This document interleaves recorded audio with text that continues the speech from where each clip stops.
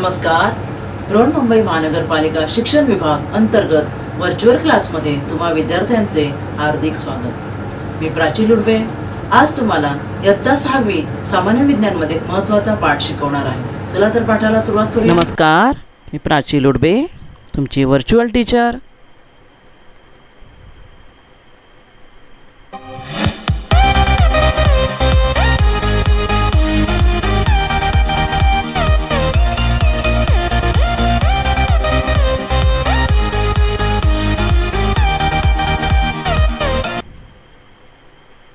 मुलांनो, आज मी तुम्हाला शिकवणार आहे इयत्ता 6वी सायन्समध्ये पहिला पाठ, तो म्हणजे नैसर्गिक संसाधने, हवा, पाणी आणि जमीन. Natural resources like air, water and land. Natural resources म्हणजे काय, नैसर्गिक संसाधने म्हणजे काय, हे शिकण्यासाठी मुलांनो थोडंसं आपण या चित्राचं निरीक्षण करूया. तुम्हाला दिसतंय ह्या चित्रामध्ये इथे हवेत विमान उडत आहेत, पक्षी उडत आहेत हवेमध्ये. दिसत आहेत तुम्हाला? तुम्ही इथे खाली पाहिलं तर पाण्यामध्ये काही मासे आहेत, काही पाण्यामधल्या वनस्पती असतात, जलवनस्पती म्हणतो आपण, त्या आहेत. एक तुम्हाला इथे जहाज दिसत असेल जे पाण्यामध्ये आहे. नंतर इथे तुम्हाला जमीन दिसते बघा. जमिनीवर काही गवत आहे, खडक आहेत, दगड आहे. एक प्राणी आहे, मगर म्हणतात त्याला, माहीत आहे तुम्हाला सर्वांना. आणि मगर अशी मध्ये दाखवली आहे का माहिती आहे? कारण ती पाण्याबाहेर पण येते, तुम्हाला माहिती आहे ना. त्यामुळे ती जमिनीवर पण असते आणि पाण्यात पण असते. जसा बेडूक, तो सुद्धा जमिनीवरही असतो, येतो, पाण्यावरही येतो. दोन्ही ठिकाणी तो जगू शकतो. हा इथे आता मग हा जमिनीवरचा हा प्राणी तुम्हाला माहीतच आहे सर्वांना, साप आहे. त्यानंतर अजून प्राणी असतात जमिनीवर, गवत खाणारे, चरणारे. पहा इथे गाय आहे, हरिण आहे, अनेक. आपणही जमिनीवर राहतो. आपल्या आजूबाजूला कुत्रे, मांजरी वगैरे असे एक प्राणी असतात. तुम्ही नदीजवळ गेलात तर अजून तुम्हाला वेगवेगळे प्राणी पाहायला मिळतील. इथे जमिनीखाली बघा, आपण काही कुत्रं, मांजर वगैरे मृत झाले की त्या जमिनीखाली पुरतो, तुम्हाला माहीत आहे. तर हे डेड ॲनिमल्स लिहिले, डेड ॲनिमल्स प्लॅनमध्ये जमिनीखाली पुरलेले. म्हणजे ह्या चित्राचं तुम्ही नीट निरीक्षण केलं तर तुम्हाला असं लक्षात येईल की ह्या आकृतीतील काही घटक किंवा आपण काही सजीव म्हणूया आणि काही निर्जीव पण आहेत. जसं हे विमान उडते हवेमध्ये, काही हवेमध्ये आहेत, काही पाण्यामध्ये आहेत आणि काही जमिनीवर आहेत. बरोबर ना? म्हणजे हे ह्या ठिकाणी आहेत, त्या ठिकाणच्या जागेचा अधिवास म्हणूया आपण, हॅबिटॅट वापर करत आहेत की त्यामध्ये ते जगत आहेत. पक्षी हवेमध्ये संचार करतात, मासे पाण्यामध्ये त्यांचं संचार असतो, पाण्यातला ऑक्सिजन घेतात. बोट जी आहे ती पाण्यामधूनच जाते, नाही का. विमान हवेमध्ये.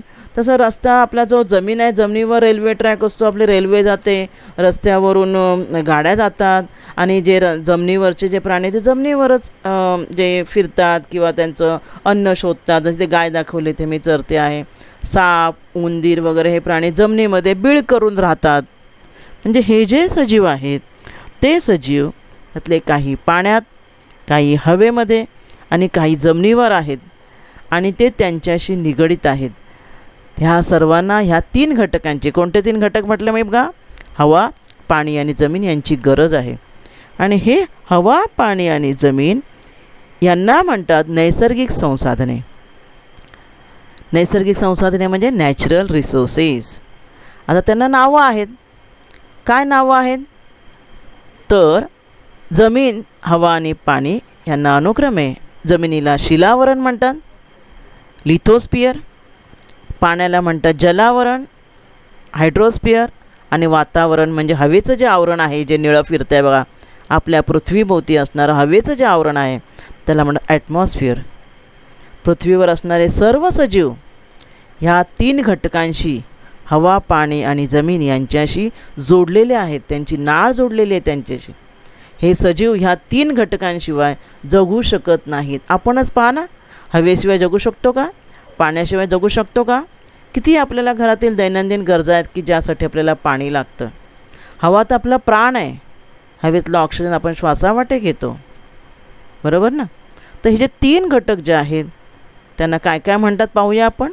हवेचा जो निळा थर आहे त्याला ॲटमॉस्फिअर, पाण्याचा जो थर आहे ते आपली फिरणारी पृथ्वी दाखवले पहा. तर आपल्या पृथ्वीमध्ये ह्या निळा जो दिसतोय रंग ती आहे हायड्रोस्फिअर, आणि जे तिसरा जो आहे थर तो आहे लँड म्हणजे लिथोस्फिअर. तुम्हाला इथे बघा हे हिरवट जेव्हा ग्रे कलरचं दिसत आहे ते लँड आहे, आणि निळ्या रंगाचं आहे ते काय आहे, पाणी आहे. म्हणजे आपल्या ह्या पृथ्वीवर हे तिन्ही घटक आपल्या पृथ्वीवर आहेत. 2 पृथ्वीशी संलग्न आहेत, आणि एक पृथ्वीभोवती फिरणारा पृथ्वीभोवती जे आहे ते हवेचं वातावरण आहे. तर चित्रावरूनच तुम्हाला दिसत असेल पहा, पाण्याचा थर जास्त आहे की नाही. हायड्रोस्फिअर जो आहे म्हणजे पृथ्वीवर पाणी आणि जमीन जे आहे पाहू आपण या ठिकाणी. हे बघा तुम्हाला दाखवलं या ठिकाणी लिथोस्फिअर म्हणजे जमीन, ज्या जमिनीवर आपण राहतो, घरं बांधतो, शेती करतो, ती जमीन म्हणजे लिथोस्फिअर. शिलावरण, त्यानंतर पाण्याचं आवरण जे पृथ्वीवरचं जे निळ्या रंगाचं तुम्ही पाहिलं त्याला जलावरण म्हणतात, आणि जे ब्लॅक आहे म्हणजे ते आहे जमीन आहे जी मगाशी तुम्ही पाहिलीत. आणि जमीन आणि पाणी यांचं प्रमाण जर तुम्ही पाहिलं मगाशी चित्रात तर, किंवा ह्या चित्रातही तुम्हाला दिसेल निळ्या रंगाचं पाणी समुद्रामध्ये सगळं अटलांटिक महासागर, आपलं अरबी समुद्र, हिंदी महासागर, हे सगळे समुद्र आणि आपल्या नद्या वगैरे सर्व मिळून जे पाण्याचा जो भाग आहे पृथ्वीवर तो जास्त आहे. कोणाच्या तुलनेत? शिलावरण म्हणजे जमिनीच्या तुलनेत. जलावरणाचा भाग हा शिलावरणाच्या तुलनेत जास्त आहे, म्हणजे पाण्याचा भाग जास्त आहे. आणि हे बघा ह्या ठिकाणी तुम्हाला दिसतंय proportion of land and water, पाण्याचं प्रमाण किती आहे आणि लँड म्हणजे जमिनीचं प्रमाण किती आहे आपल्या पृथ्वीतलावर. पाण्याचं प्रमाण 71% आणि जमीन जी आहे 29%च फक्त आहे, 29%. आणि ती जमीन अशी एकत्र नाही आहे, चित्रात हे दाखवले प्रमाण दाखवले तशी विखुरलेली आहे. तुम्ही पृथ्वीचा नकाशा पाहिलात तर अशा ह्या पृथ्वीवर आपले सगळे देश आहेत ना, आपण जग म्हणतो ना, ते सर्व ह्या 29% जमिनीवरच विखुरलेले आहेत खंडांच्या रूपाने. आणि जे पाणी जे आहे ते सगळं महासागरांच्या रूपाने पसरलेलं आहे, महासागर नद्या यांच्या रूपाने. आणि आता तुम्हाला मगाशी मी सांगितलं शिलावरण, जलावरण आणि वातावरण, आणि या तिन्ही ठिकाणी संचार करणारे प्राणी जे आहेत म्हणजे सजीव पृथ्वीच्या, जसे वातावरण म्हणजे हवेतले पक्षी, जलावरणातल्या जलीय वनस्पती आणि मासे, आणि शिलावरण म्हणजे जमिनीवरचे जे आपण गाय वगैरे जे सगळं आपण आणि आपणसुद्धा, हे जे सगळे सजीव सृष्टीने व्यापलेला जो भाग आहे तिन्ही ठिकाणचा त्याला जीवावरण म्हणतात. The living things and the parts of lithosphere, hydrosphere and atmosphere which they occupy, म्हणजे तिन्ही ठिकाणचा प्राण्यांनी व्यापलेला जो भाग आहे, आणि हे सगळे प्राणी मिळून बनतं biosphere. It is called as biosphere. Biosphere म्हणजे जीवावरण. मग जीवावरणात कोण येणार? सर्व प्राणी, पक्षी आणि वनस्पती जे हवेमध्ये असतात, पाण्यामध्ये असतात. हवेमध्ये असतात म्हणजे हवेत संचार करतात, पाण्यामध्ये असतात आणि जमिनीवर वावरतात. ह्या सर्वांना मिळून म्हणतात बायोस्फिअर, जीवावरण. समजलं तुम्हाला? आता मगाशीच मी एक वाक्य म्हटलं की हे जे तिन्ही ॲटमॉस्फिअर, हायड्रोस्फिअर, लिथोस्फिअर आहेत ते सजीवांशी जोडलेले आहेत. आपण सजीव ह्या तिघांशी इतके घनिष्ठ संबंध आपल्या यांच्याशी आहे की आपण त्यांच्याशिवाय जगू शकत नाही. ते दाखवणारं चित्र आहे पहा. इथे बघा ढग दाखवलं आहे, ढगातून पाऊस पडतो. सध्या पावसाळा चालू आहे. आता पाऊस कसा पडतो? तर सूर्याच्या उष्णतेने समुद्राच्या पाण्याची वाफ होते, बरोबर. ती वाफ थंड होऊन तिच्यापासून पाऊस पडतो. जलचक्र तुम्हाला माहीत आहे आणि आपण पुढे शिकणारही आहोत, 5वीलाही तुम्ही शिकलात. आणि हे जे पाणी आहे त्या पाण्यामध्ये जलीय सजीव, हे जीवाणू पाण्यातले ते वाढतात. हे जे पक्षी आहेत बघा, आणि हे पक्षी जे आहेत त्यांना हे मासे खातात. म्हणजे तुम्ही अन्न साखळी पहा, शिकलात तुम्ही. जे पक्ष्यांचंही अन्न असतं, आणि छोटे छोटे जे मासे वगैरे ते पक्षी खातात, किंवा इतरही प्राणी अन्न साखळीमधले ह्या प्राण्यांना खातात. आता ह्या ठिकाणी गाय दाखवले बघा, उच्छ्वास करते. उच्छ्वासावाटे कार्बन डायऑक्साईड सोडते. तो कार्बन डायऑक्साईड वनस्पती घेतात आणि अन्न तयार करतात आपल्यासाठी, बरोबर ना. आणि हे सगळे घटक वनस्पती आणि हे जे गाय वगैरे प्राणी जमिनीवर स्थित आहेत, बरोबर ना. म्हणजेच हे सगळे घटक ह्या तिन्ही जे शिलावरण, जलावरण, वातावरणाशी निगडित आहेत सजीव. समजलं का तुम्हाला? आणि म्हणून ह्या सर्व घटकांचा ही आपली जी पृथ्वीवरील सजीवसृष्टी जी आहे ती टिकून राहण्यासाठी सर्व वनस्पती, प्राणी आणि वनस्पती टिकून राहण्यासाठी आणि त्यांच्या मूलभूत गरजा भागवण्यासाठी कोण कोण आवश्यक आहेत? हवा, पाणी आणि जमीन हे घटक फार आवश्यक आहेत आणि आपल्याला निसर्गाने दिलेले आहेत आणि त्यांचा आपण वापर करत आहोत. आणि म्हणून त्यांना म्हणतात नैसर्गिक साधने, नैसर्गिक natural resources which are use by all living beings and they are most important for all the living beings. See, here is a written, air, water and land are the factors which are important for sustaining जगण्यासाठी the living world on the earth and for fulfilling their needs, and hence they are called as natural resources. Natural resources म्हणजे समजलं तुम्हाला? नैसर्गिक संसाधने कोणती आहेत? हवा, पाणी, जमीन, ज्यावर सर्व सजीव सृष्टी अवलंबून आहे. तर ह्याच आता सजीव सृष्टीचा म्हणजे ह्या नॅचरल रिसोर्सेसचा आपण अभ्यास करणार आहोत. एक एक घटक. पहिलं आपण पाहणार आहोत हवा. हवा जी आपल्या सर्वांना आवश्यक आहे. ह्या चित्रात तुम्हाला दिसतं आहे पंखा फिरतो आणि पंखा तुम्हाला हवा देतो. तुम्हाला हवा दिसत नाही पण तुम्हाला जाणवतं, तुमच्या शरीराला स्पर्श जाणवतं हवेचा पंखा लावल्यावर. ह्या हवेच्या साहाय्याने पवनचक्क्या फिरत्या जो वाहणारी जो हवा, ते वारा म्हणतो आपण, त्याच्या साहाय्याने पवनचक्क्या फिरवल्या जातात आणि त्यांचा उपयोग केला जातो अनेक गोष्टींसाठी किंवा गिरण्या फिरवण्यासाठी, वीज निर्माण करण्यासाठी. अशी जी हवा आहे आणि त्या हवेतील घटकांचे आपल्याला उपयोग आहेत, जसं ऑक्सिजनचा, कार्बन डायऑक्साईडचा उपयोग. अशा या हवेचा आता आपण अभ्यास करूया.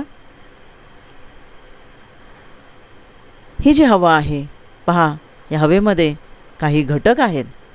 त्यातला तुम्ही ऑक्सिजन हा शब्द ऐकलाच आहे माझ्या तोंडून. तुम्ही गेल्या वर्षी ऐकला असेल. आपण श्वसन करतो, श्वास घेतो ना नाकावाटेत, ऑक्सिजन घेतो. वनस्पती आपल्यासाठी अन्न तयार करतात, तो कार्बन डायऑक्साईड घेतात. म्हणजे हवेमध्ये मग काय काय आहे? फक्त ऑक्सिजन आणि कार्बन डायऑक्साईडच आहे का? नाही.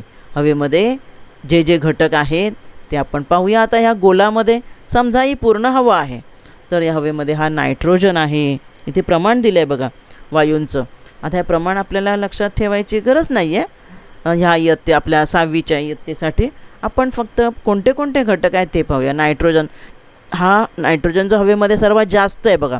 ही पूर्ण हवा असेल तर निळा भाग जास्त आहे, म्हणजे नायट्रोजनचं प्रमाण हवेमध्ये जास्त आहे बाळांनो, 78%. म्हणजे 100 भाग जर हवेचे आपण केले ना तर त्यातला 78 भाग नायट्रोजन आहे. ऑक्सिजन हा पिवळ्या रंगाचा ऑक्सिजनचा थर आहे पहा, तर दिसतोय तुम्हाला. नंतर हा लाल पट्टी जी दिसते ती carbon dioxide and other gases लिहिले, इतर काही गॅसेस आहेत, आपण नावं पाहणार आहोत इथे. नंतर इथे इनर्ट गॅसेस म्हणून आहेत, मेनली ऑर्गॉन 0.97%, आणि वॉटर वेपर म्हणजे पाण्याची वाफसुद्धा, बाष्प जे आहे ना, म्हणजे बघा थंडीमध्ये दवबिंदू पडतात पानांवर वगैरे, ते दवबिंदू काय असतं? हवेतलं बाष्प असतं. थंडीमुळे ते थंड झाल्यामुळे आपल्याला ते पाण्यावर दिसतं. तसे हवेमध्ये हे सर्व घटक आहेत. पाहूया आपण कोणते कोणते घटक आहेत. चित्रामध्ये तुम्ही पाहिलेच, नायट्रोजन, ऑक्सिजन, कार्बन डायऑक्साईड हे पहिले 3 मुख्य घटक झाले. नंतर काही 6 इनर्ट गॅसेस आहेत. 6 इनर्ट गॅसेस बघा इथे हिरवा पट्टा दिसतोय. हे 6 इनर्ट गॅसेस मिळून हा 6 पट्टा आहे. फार थोडं प्रमाण आहे त्यांचं. Even their presence is useful in the air. Nitrogen dioxide, sulphur dioxide हे काही थोड्या प्रमाणामध्ये घटक असतात. वॉटर वेपर म्हणजे पाण्याची वाफ, अँड डस्ट पार्टिकल्स, धुळीकण हे फार महत्त्वाचे आहे. धुळीकण जे हवेमध्ये असतात ते, या धुळीकणामुळे सूर्याचा प्रकाश जो आहे तो आपल्याकडे पसरून येतो. नाही तर सूर्याचे किरण आपण चित्र काढताना काढतो ना, तसे डायरेक्ट आले असते आणि आपण भाजून निघालो असतो, पण तसं होत नाही. हे हवेमधले असे जे घटक आहेत की नाही, आणि हे डस्ट पार्टिकल हे हवेमध्ये पसरलेले आहेत आणि यांच्यामुळे सूर्याचा प्रकाश विखरून म्हणजे पसरून येतो आपल्याकडे. कळलं की नाही? स्कॅटर होतं. The sun rays are scattered while coming towards the earth. आणि अशी हवा या सर्व वरील घटकांचं मिश्रण आहे आणि वातावरणाचा एक प्रमुख घटक आहे. आता हे झाले हवेतले घटक, आणि ह्या हवेतील ह्या घटकांचा हा घटक मिळून काय झालं? आपलं वातावरण तयार होतं ना, म्हणजे ॲटमॉस्फिअर. हे बघा या ठिकाणी ही जी आहे ते खाली पृथ्वी आहे, दिसते तुम्हाला. आणि या पृथ्वीभोवती हे पूर्ण जे आहे हा हवेचा थर आहे. या हवेच्या थरालाच आपण काय म्हणतो? ॲटमॉस्फिअर म्हणतो. मग हा हवेचा थर किती भागात विभागलेला आहे, किंवा आपण वातावरणात atmosphere, the layer of atmosphere, अर्थ ॲटमॉस्फिअर जे आहे किती भागात विभागलेलं आहे पहा बरं. ते भाग आपण पाहूया. पहिलं ट्रोपोस्फिअर. ट्रोपोस्फिअर म्हणजे पहिला थर तपांबर, पृथ्वीचा आपला जो पृष्ठभाग आहे त्याला लागूनच जो आहे, म्हणजे आपली पृथ्वीचा पृष्ठभाग म्हणजे आपण आपली जमीन म्हणूया, ज्यामध्ये आपण आता राहत आहोत ना, जी हवा आपण घेतो नाकावाटे, ती पहिल्या थरामध्ये. आपण जी मुख्य हवा जी घेतो, जी सगळे घटक असलेली हवा जी आपण म्हणतो ना, ती आहे या पहिल्या थरामध्ये ट्रोपोस्फिअर, दॅट इज तपांबर. हवेतील 80% घटक याच्यामध्ये असतात. दुसरा जो स्तर आहे त्याला म्हणतात स्ट्रॅटोस्फिअर, सीतांबर. उरलेले 19%, 20%, 19% घटक, 1% वरती, कारण 80, 19 आणि 1 एकूण बेरीज 100 झाली पाहिजे ना, तर 19% घटक ह्या थरामध्ये असतात. हा जो थर आहे स्ट्रॅटोस्फिअर आणि ट्रोपोस्फिअर यांच्यामध्ये ओझोनचा थर असतो. त्याबद्दल अधिक माहिती आपण नंतर घेणारच आहोत. पुढचा थर आहे मध्यांबर, मिझोस्फिअर. त्यापुढे आहे थर्मोस्फिअर म्हणजे आयनांबर, आणि बाह्यांबर म्हणजे एक्झोस्फिअर. हे 5 थर आहेत आपल्या वातावरणाचे, आणि त्यातल्या पहिल्या थरामध्ये हवेचा जास्त भाग आहे. हे बघा, हे चित्र मी तुम्हाला दाखवलं आहे. आणि हे जे हवेतले घटक जे आहेत ते जास्त कोणत्या थरात, काय सांगितलं मी आता, ट्रोपोस्फिअर. बघा इथे बघा, डोंगर दाखवलं आहे, पाणी दाखवलं आहे, ढग दाखवलं, म्हणजे आपण राहतो तो थर हा इथपर्यंत. विमानं दाखवले आहेत बघा 10 किलोमीटरपर्यंत. कुठपर्यंत? 10 किलोमीटरपर्यंत आपण राहतो हा थर, म्हणजे पृथ्वीचा पृष्ठभाग म्हणूया आपण, बरोबर ना. आणि जसं तुम्ही वरती जाणार ना बाळांनो, तसं तसे हे हवेचे घटक जे आहेत की नाही, त्यांचं प्रमाण कमी कमी होत जातं. आणि म्हणूनच गिर्यारोहक जे आहेत, जे उंच शिखरं चढतात एव्हरेस्टसारखी, त्यांना सोबत ऑक्सिजन सिलेंडर्स न्यावे लागतात. बघा ह्याच्या पाठीवर तुम्हाला दिसतो आहे का? कारण जसं वर जाणार ऑक्सिजन कमी कमी होत जातो ना, हवेचे घटक कमी कमी होत जातात. मग ते श्वास कसे घेणार, बरोबर ना. आणि त्यामुळे श्वास घेण्यासाठी त्यांना बरोबर ऑक्सिजन सिलेंडर्स न्यावे लागतात. तर अशी हवा जी आहे, तर हवेतील आपण घटकांचे जे आता तुम्ही नावं मी सांगितली, ऑक्सिजन, नायट्रोजन, काही इनर्ट गॅसेस होते, नंतर आपली पाण्याची वाफ आहे, त्यांचे आपण उपयोग पाहूया. पहिला मुख्य म्हणजे ऑक्सिजन. ऑक्सिजनचा काय बरं उपयोग माहिती आहे ना तुम्हाला? तुम्ही माचीशी काडी घासता, मग ती का पेटते? हवेमध्ये ऑक्सिजन आहे म्हणून. तुम्ही चुलीमध्ये बघा, इथे स्त्री फुंकर मारत आहे का? तर तिने लाकूड टाकलेलं आहे, आणि तो लाकूड फाटा जेवण शिजवण्यासाठी जे लाकूड टाकलेलं आहे ते जळण्यासाठी ती फुंकर मारते आहे, कळलं ना. आणि फुंकर मारल्यावर काय होतं, आजूबाजूला जो ऑक्सिजन, कार्बन डायऑक्साईड बाजूला होऊन ऑक्सिजन मिळतो ह्या जळणाऱ्या लाकडासाठी, आणि जेवण शिजतं, कळलं की नाही. म्हणजे ज्वलनासाठी आपण आपल्या घरगुती गॅस जाळतो. तो का जळतो? तो गॅस आम्ही गॅस पेटवतो म्हणून, पण तो आपल्याला उष्णता का देतो? तर हवा जी आहे, हवेतला ऑक्सिजन जो आहे तो जळण्यासाठी मदत करतो. कळलं का तुम्हाला? एखादी मोठी आग वगैरे का लागते? एखाद्या वखारीला, लाकडाच्या वखारीला वगैरे आग लागते आणि ती आग भडकते, कारण ती आग वाढण्यास कोण मदत करत असतो? ऑक्सिजन. म्हणजे oxygen is used for combustion म्हणजे ज्वलनासाठी. अजून काय उपयोग आहे ऑक्सिजनचा? श्वसन, रेस्पिरेशन. हे तर तुम्हाला सर्वांना माहिती आहे. आपण जेव्हा श्वास घेतो तेव्हा नाकावाटे ऑक्सिजन जातो आणि उच्छवासाच्या वेळी कार्बन डायऑक्साईड बाहेर पडतो. पण जेव्हा आजारी माणसात हॉस्पिटलमध्ये बघा, अत्यंत म्हणजे काय म्हणतात आपण ना, सिरियस असतात, त्यांना श्वास घेता येत नाही स्वतःहून, त्यांना बघा असा कृत्रिम श्वास द्यावा लागतो, कळलं ना. ऑक्सिजन सिलेंडर्स लावावे लागतात, आणि असं हे लावतात बघा, माहिती असेल तुम्हाला. आणि त्यामुळे ते श्वास घेऊ शकतात. तर कृत्रिम श्वासोच्छ्वास करण्यासाठी हॉस्पिटलमध्ये ह्याचा उपयोग केला जातो. त्यानंतर दुसरा घटक नायट्रोजन, जो तुम्हाला मी सांगितलं जास्त प्रमाणात आहे, बरोबर. हा नायट्रोजन जो आहे त्यामुळे आपल्या शरीराची वाढ होते. तुम्ही जन्म झालात तेव्हा एवढे मोठे होतात का? नाही ना, छोटी बाळं होतात. आईने तुम्हाला जन्म दिला तेव्हा कुठलंही कुत्र्याचं पिल्लू, मांजराचं पिल्लू छोटे छोटे असतात. मग ते वाढतात कसे? ते आपल्या आईच्या दुधावर वाढत असतात, कारण दुधामध्ये प्रथिन जे असतं. प्रथिन म्हणजे काय? नायट्रोजनयुक्त पदार्थ. तुम्ही अन्न घटक शिकलात 5वीला, बरोबर ना. तर आपल्याला नायट्रोजन जो आहे त्यापासून सजीवांना आवश्यक प्रथिने मिळतात, की ज्यामुळे सजीवांची वाढ होते. हा पहिला मुख्य उपयोग, की नायट्रोजन जो हवेतला आहे तो सजीवांच्या वाढीसाठी आवश्यक आहे. ठीक आहे. दुसरा उपयोग काय आहे नायट्रोजनचा? तर खतं, fertilisers, for the production of fertilisers, urea, phosphate. तुम्ही हे नावं ऐकली असतील, जाहिराती पण असतात टी व्हीवर. तर ही जी खतं आहेत ती खतं बनवण्यासाठी, जी शेतीच्या पिकांच्या वाढीसाठी उपयोगी खतं बनवण्यासाठी नायट्रोजनचा उपयोग करतात. अजून काय नायट्रोजनचा उपयोग आहे बघा, उद्योगधंद्यामध्ये अमोनिया व नायट्रिक ॲसिड हे बनवण्यासाठी. त्यानंतर तुम्हाला लेस कुरकुरे जे पॅकेट्स बघा, पॅकेट्स पॅक असतात, दिसतात फुगलेली मोठी, पण त्यांनी तुम्ही जसं दाबलं फटकन फोडलं की आतमध्ये कमी असतं, मग त्यामध्ये एक गॅस भरलेला असतो, तो म्हणजे नायट्रोजन. आणि तुम्ही फटकन फुटलं की कधी आवाज होतो बघा कधी कधी, तो का, तो नायट्रोजन गॅस पटकन बाहेर पडतो. त्या पॅकिंगसाठी नायट्रोजनचा उपयोग करतात. अजून कशासाठी उपयोग करतात, हां पुढचा कार्बन डायऑक्साईड हा एक महत्त्वाचा घटक आहे. कार्बन डायऑक्साईड जो आहे तो आपण माहिती आहे तुम्हाला, मगाशी मी दाखवलं, उच्छवासावाटी आपण सोडतो आणि वनस्पती घेतात. वनस्पती सूर्यप्रकाशामध्ये आणि हवेतला कार्बन डायऑक्साईड घेऊन अन्न तयार करतात कार्बोहायड्रेटच्या रूपात. आणि जेव्हा हे अन्न तयार करत असतात तेव्हा ते ऑक्सिजन सोडतात. They evolve oxygen. Plants use this carbon dioxide for producing their food. And not only their food, it's our food also. That food is used by us and animals also. अजून काय oxygen carbon डायऑक्साईडचा उपयोग आहे हे पहा, हे पाहिलं असेल ना तुम्ही, आपल्या शाळेमध्ये पण असतं. काय म्हणतात त्याला, फायर एक्स्टिंग्विशर, अग्निशामक यंत्र. हे अग्निशामक यंत्र जे आहे ते कार्बन डायऑक्साईडची निर्मिती होते.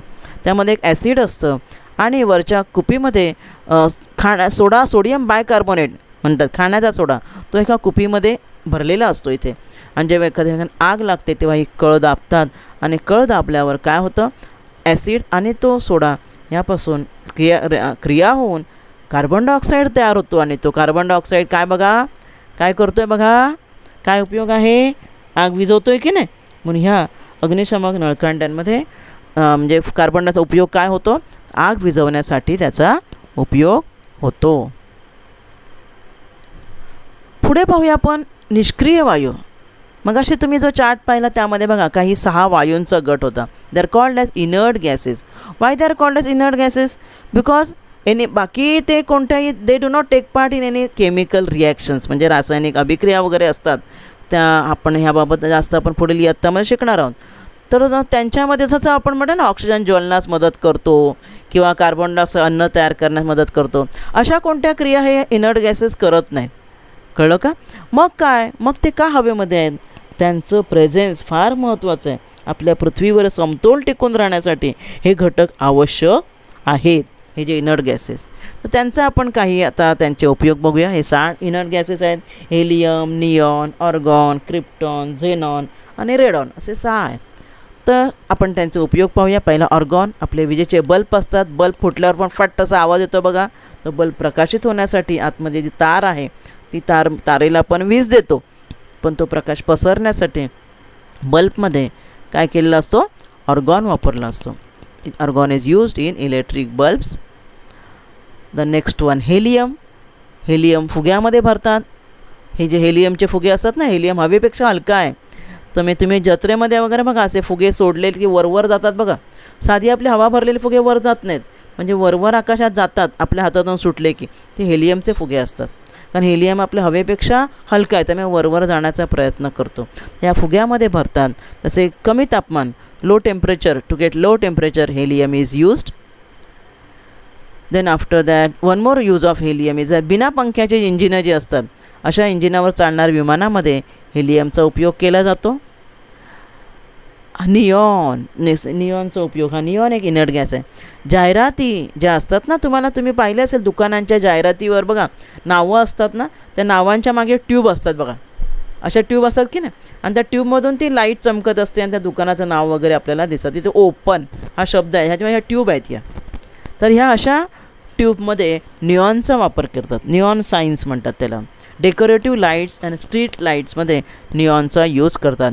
Neon is used in decorative lights and for street lightings. And the next is krypton. क्रिप्टॉनचा उपयोग कशासाठी केला जातो, तुम्हाला बघा घरामध्ये POP वगैरे करतात आणि भिंतीच्या आतमधून लाईट्स असतात बघा, पाहिल्यात तुम्ही अशा लाईट्स, भिंतीच्या असं हे डेकोरेशन करतात मेन हॉलमध्ये, आणि आतून ट्यूबलाईट सोडलेले असतात, चौकोनी असतात, गोल असतात, लांबलचक असतात. ह्या ज्या लाईट्स असतात त्या लाईट्समध्ये, फ्लुरोसेंट ट्यूबलाईट्समध्ये क्रिप्टॉनचा उपयोग केला जातो. Krypton is use in fluorescent tubes. And the next one is xenon. Xenon is use to prepare flash. Flash असतो ना मोबाईलचा फ्लॅश, फ्लॅश फोटोग्राफी. कॅमेरे असतात मोठे मोठे, कॅमेऱ्यामध्ये जो फ्लॅश पडतो तो फ्लॅश बनवण्यासाठी झेनॉनचा उपयोग करतात. Xenon is used in what? In flash photography. These are all the uses of the components of air. हवेतील घटकांचे आपण उपयोग पाहिले. आता आपण पाहणार आहोत अशीही आपली उपयोगी हवा आहे, तर हवेचं प्रदूषण होतं. प्रदूषण म्हणजे काय? हे चित्र पहा, तुम्हाला काय दिसतं? तर ते खाणकाम चालू आहे. खाणीमधून बघा जी खनिजं काढतात त्यासाठी खाणीमध्ये मोठमोठे अशी हे सोडून म्हणजे काय स्फोट घडवून आणतात, आणि स्फोट घडवून आणतात आणि काय करतात, त्या ठिकाणी खाणीतून पदार्थ काढले जातात खनिज, पण तेव्हा जो धूर निघतो किंवा काही माती वगैरे जी उडते ती हवेमध्ये पसरते. बरोबर ना? दिसतं तुम्हाला चित्रामध्ये एक खाणीचं काम चालू आहे. इथे काय दिसतं बघा, गिरण्यांच्या धुराण्यामधून निघणारा धूर दिसत आहे. तो धूर कुठे जात आहे? तो धूर कुठे जाताना दिसतोय बघा? हवेत पसरताना दिसतोय. बरोबर ना? हा काय आहे बघा, गाड्यांचं जे इंजिन जळतं, जे इंधन जळतं त्यातून निघणारा धूर, तो सुद्धा हवेत पसरतो आहे. हे चित्र दाखवत आहेत तुम्हाला की हवेमध्ये काय काय पसरतं. अजून हे चित्र काय दाखवत आहे बघा, लाकूड जळतं आहे. चुलीमध्ये आई लाकूड जळते, मग लाकूड जर अर्धवट जळतो त्यावेळेला लाकडातून पण धूर निघतो बघा, डोळ्याला झोंबतो आपल्याला. हे सर्व घटक काय सांगतायत की यांच्यामधून निघणारे जे पदार्थ आहेत, की जेव्हा घटक आपण अनेक वायू आहेत, धूर वगैरे काय हे जे सगळं पाहिलं तुम्ही, याच्यातून निघणारा धूर हा थेट कुठे पसरतो? हवेत पसरतो, आणि त्यामुळे हवा दूषित होते, आणि त्यालाच म्हणतात हवेचं प्रदूषण, pollution of air. What it is called as pollution of air. बघा, हवेचे प्रदूषण म्हणजे काय? तर इंधनांच्या ज्वलनातून निर्माण होणारे वेगवेगळे वायू वातावरणात मिसळतात, आणि त्यामुळे हवेचं समतोल बिघडतो. समतोल म्हणजे हवेतील घटकांचं प्रमाण आहे ना बाळांनो. मग आज तुम्ही चित्रात पाहिलं, नायट्रोजन 78%, त्यानं ऑक्सिजन 20%. हा जो प्रमाण बिघडतं, आणि त्यालाच म्हणतात हवेचे प्रदूषण, which is called as air pollution. Y? How air pollution occurs due to harmful gases which are given out through combustion of fuels which mixes with atmosphere and disturbs the balance between constituents of air, and that is called as air pollution. या चित्रात सगळे अनेक घटक एकत्र दाखवलेत बघा, कशामुळे air pollution होत आहे. बरोबर ना? मग हे जे एअर पोल्युशन आहे, मोठमोठे उद्योगधंदे, वाहने यांच्यातून, धुरातून किंवा लाकडाचं ज्वलन, अपूर्ण ज्वलन आता पाहिलं आपण, हे सतत हे एअर पोल्युशन काय होत आहे, हे घातक घटक हवेमध्ये मिसळत आहे, आणि हे एअर पोल्युशन म्हणजे हवेचे प्रदूषण हे सतत वाढतच आहे. आता चित्रामध्ये बाळांनो काय दाखवलं तुमच्या आलंच असेल लक्षात. तपांबर आणि स्थितांबर यांच्यामध्ये हा जो ओझोनचा थर तुम्ही पाहिलात, हा ओझोन थर जो आहे तो एक संरक्षक छत्री आहे. जसं आपण पावसामध्ये पहा छत्री घेतो डोक्यावर. का घेतो आपण छत्री? तर आपल्या डोक्यावर पाणी पडू नये म्हणून. मग जर छत्रीला आपल्या होल असेल तर काय होईल? पाणी डोक्यावर पडेल की नाही? बरोबर ना? तसं हे ओझोन हा एक प्रोटेक्टिव्ह शेल आहे, संरक्षक कवच आहे आपल्यासाठी. कसं काय संरक्षक कवच? तर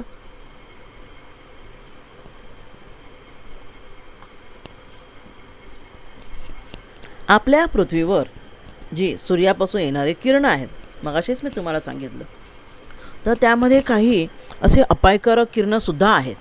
अपायकारक म्हणजे काय? जे आपल्याला हानिकारक आहे. तो ओझोनचा थर काय करतो पहा, या चित्रात तुम्हाला दिसत असेल. हे किरण सूर्याकडनं आलेत, नको असलेले किरण रिटर्न पाठवते. बघा, रिटर्नचा तुम्हाला ॲरो दिसतोय, रिटर्न पाठवते. बरोबर ना? म्हणजे अपायकारक किरण जे आहेत, the rays which are hazardous for us, these rays are absorbed by ozone. Ozone layer काय करतो? Ozone gas absorbs this ultraviolet rays coming from the sun. Absorb करून घेतो तो, कळलं ना? आणि which are harmful for us. मग तो जर ॲब्झॉर्ब करून घेतो आणि काही किरण परत पाठवतो, तर इथे तुम्हाला मध्ये छिद्र दिसतंय. त्या छिद्रातून ते किरण डायरेक्ट आतमध्ये येत आहेत. हा छिद्र म्हणजे काय आहे की या ठिकाणचा हा जो ओझोनचा लेअर आहे पहा, ही आपली पृथ्वी आहे आणि हा ओझोनचा थर आहे, हा तपांबर आणि सितांबर यांच्यामध्ये. मग ह्या जसं छत्रीला तुमच्या छिद्र पडल्यावर पाणी आत येणार, तसे ओझोनच्या थराला छिद्र पडल्यावर काय होणार, हे अपायकारक किरण आत येणार ना, तर ॲब्झॉर्ब करून घेणार नाही. कळलं का तुम्हाला? म्हणजे हे कशामुळे झालं आहे? हे झालेलं आहे आपल्यामुळे. म्हणजे काय, म्हणजे ओझोनच्या थराला छिद्र, ओझोन लेअर डेप्लिशन कशामुळे झालेलं आहे? आपण झाडं तोडली, बरोबर ना, डिफॉरेस्टेशन, झाडं तोडल्यामुळे नैसर्गिक जो ऑक्सिजन मिळणार होता, की झाडं अन्न तयार करताना सोडतात, तो ऑक्सिजन कमी झाला, बरोबर. ॲब्झॉर्ब आणखी काय होतं, आपण जे सगळी सेंट वापरतो, आपण AC वापरतो, फ्रीज वापरतो, त्यांच्यामधून CFCs वेगवेगळ्या प्रकारचे क्लोरोफ्लोरोकार्बन गॅसेस CFC12 CFC11 वगैरे वापरलेले असतात आणि ते वातावरणात बाहेर पडत असतात. त्यानंतर ऑइल अँड पेट्रोल हे इंजिनांच्या धुरातून निघणारे वायू, जे मगाशी तुम्हाला सांगितले वेगवेगळे वायू आहेत, nitrogen dioxide, sulphur dioxide, carbon monoxide, धुरातून निघणारं, हे सगळे वायू काय करतात, एक तर ह्या थराला म्हणजे ह्या ओझोनच्या थराला भगदाडं पाडतात. बघा हे ओझोनचे काय झालेलं आहे, ओझोनच्या थराला छिद्र पडले असं, इथे एक छिद्र दाखवलं आहे, इथे एक छिद्र दाखवलं आहे. आणि त्यामुळे हे जे सूर्याकडनं येणारे जे किरण, अपायकारक किरण, ते आता पृथ्वीच्या थरावर येऊ लागले आहेत, येत आहेत. कळलं तुम्हाला? माहिती आहे बाळांनो, गेलं लॉकडाऊन जे होतं ना, त्या गेल्या वर्षीच्या लॉकडाऊनमध्ये 19-20च्या पूर्ण बंद असल्यामुळे काय झालेलं, प्रदूषण एकदम कमी झालेलं. आणि प्रदूषण एकदम कमी झाल्यामुळे हा ओझोनचा थर काही प्रमाणात भरून निघाला होता. कळलं का तुम्हाला? वाचलं तुम्ही? ही बातमी ऐकलेलीत का? तर अशा प्रकारे प्रदूषणामुळे ओझोनचा थर कमी होत चालला आहे, त्याला छिद्र पडत चाललेली आहे. आणि त्याचा परिणाम काय होणार आहे? उष्णता वाढणार आहे. Hole in the ozone layer बघा दाखवलं आहे. सूर्याची अपायकारक किरणं येणार आहेत आणि अनेक त्वचेचे आजार होणार आहेत, किंवा बर्फ जो आहे तो वितळून समुद्राच्या पाण्याची पातळी वाढणार आहे भविष्यामध्ये. आणि हे ओझोनचं महत्त्व समजायला पाहिजे लोकांना. म्हणून 16 सप्टेंबर हा काय करतात, ओझोन संरक्षण दिन म्हणून जगभर काय केला जातो, जे मानला जातो. 16 September is celebrated as ozone protection day all over the world to make everyone aware of importance of ozone. म्हणजे सर्वांना ओझोनचं महत्त्व कळावं म्हणून हा दिवस ओझोन संरक्षण दिन म्हणून पाळला जातो. तशा प्रकारे आपण आजच्या भागामध्ये काय शिकलो? Natural resources. Which are the natural resources. कोणकोणती नैसर्गिक संसाधनं आहेत त्यांची माहिती घेतली आपण. हवा, पाणी आणि जमीन ही नॅचरल रिसोर्सेस आहेत आणि त्यांचा सजीव जे आहे, जीवावरणामधले सजीव हे यांच्याशी निगडीत आहेत. त्यांच्याशिवाय सजीव जगू शकत नाहीत. त्यानंतर आपण ह्या नॅचरल रिसोर्सेसपैकी आज आपण हवा ह्या घटकाचा अभ्यास केला. हवेतील घटक कोणते कोणते आहेत याचा अभ्यास केला. त्यांचं प्रमाण नायट्रोजन सर्वात जास्त आहे आणि ऑक्सिजन जो आपल्याला उपयोगी आहे तो जवळजवळ 20% आहे. वेगवेगळे थर आहेत. त्यातल्या पहिला थर तपांबर आणि सितांबर यांच्यामध्ये एक महत्त्वाचा ओझोन लेअर आहे. हवेतील वायूंचे आपण उपयोग पाहिले वेगवेगळे. हवेचे प्रदूषण कशामुळे होतं ते पाहिलं आणि ओझोन थराचं महत्त्व याचा आपण अभ्यास या आजच्या भागात केलेला आहे.